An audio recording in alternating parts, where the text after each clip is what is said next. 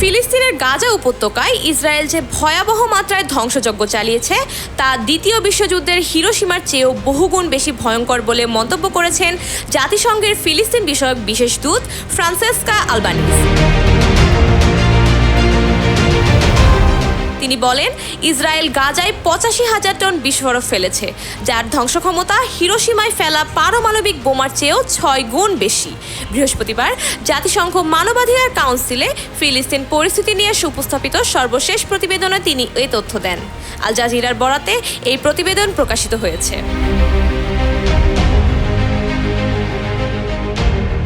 Albanese বলেন, গাজাকে ধ্বংস করতে ইসরায়েলকে অত্যাধুনিক অস্ত্র সরবরাহ করেছে বিভিন্ন অস্ত্র কোম্পানি।